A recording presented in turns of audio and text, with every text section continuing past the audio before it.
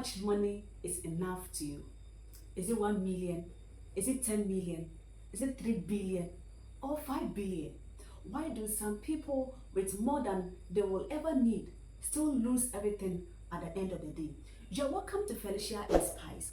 If you are new here, I'm a financial advisor, a leadership coach, and many more. And today, I'm going to talk about never enough in finances, on psychology of money. And today's teachings explains why greed, ego, and comparison destroys wealth more than bad investment. This teachings basically answers a very dangerous question. And the question is, why do people who have already won the game keep on playing and lose everything? Stay tuned with me and let's answer this question together, and you will appreciate it that you did it. Let's look at the big idea of never enough. There is no reason of risking what you have and need for what you don't have and need. Most financial disaster didn't happen because people had nothing, but rather it happened because people wanted more than enough. And the problem is not poverty. The problem is not lack of knowledge, but the problem is greed disguised as ambition. Let's look at the Rajat Gupta and Benny Madoff's example. These two people were great financial investors.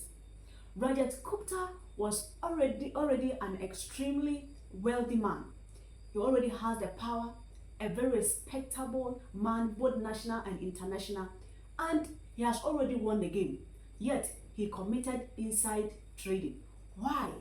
All because he wanted status, he wanted ego, and then he compared himself with other people and he felt he was lacking behind. Benny Madoff, on the other hand, was already a rich guy.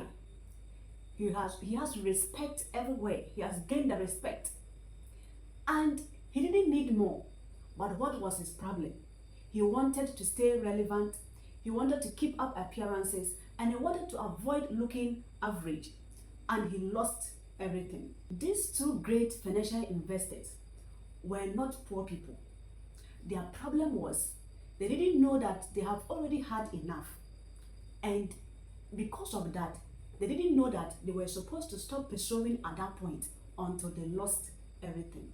Why never enough is so dangerous?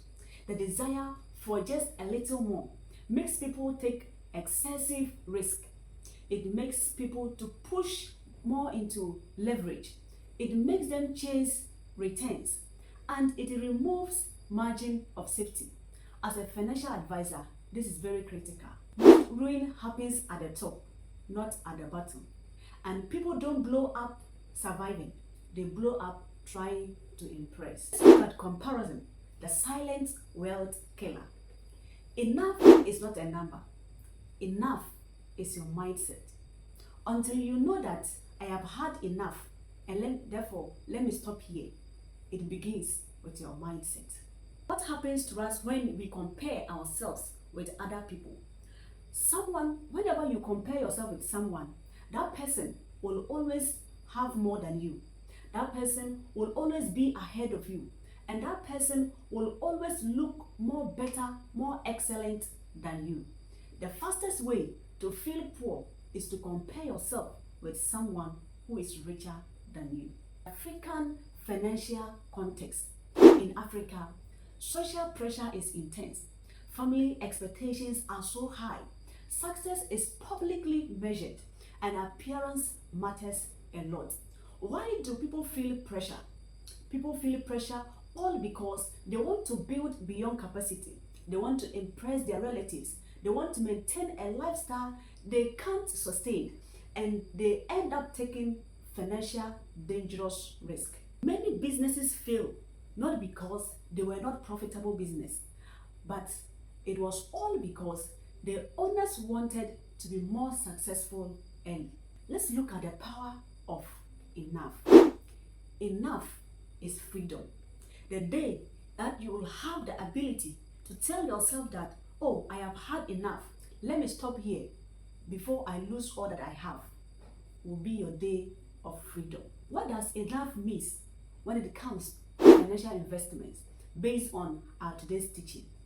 Enough means you can say no and never feel bad about it. You don't need to impress anybody. You can walk away and wouldn't worry about it. You can sleep well like a baby. And that one helps you to avoid rain. As an advisor, the real goal is not maximum returns. The real goal here is maximum staying in power. Let's look at some practical financial lessons here. And as investors, this is what we should start doing. Define what enough means early as a financial investor. Otherwise, you keep on pursuing until you lose the one that you have. Avoid leverage unless survival is guaranteed. Protect downside before chasing upside. Don't risk reputation for returns, and value independence over status. What is wealth all about? Wealth is all about control, flexibility, and your peace of mind, not the applause that you are looking for. Let's look at this very important question every viewer must ask him or herself. Sit down and ask yourself, if I had enough today, would I still risk it just to look more successful? If your answer is yes, just know that you are in danger.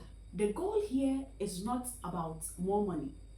The real goal here is good life, and good life is equal to wealth. Knowing when you have enough is the most important financial skill. It is not investing, it is not trading, and it is not budgeting, but restaurants. Thank you very much for spending your precious time with me on this teaching. And if today's teachings has helped you as a financial investor or someone who want to go into financial investment, then kindly go ahead, like the video, share with someone chasing more too hard, and subscribe into the channel as we go deeper in learning more about financial investment, leadership skills, and many more. Till we meet again, I say stay blessed.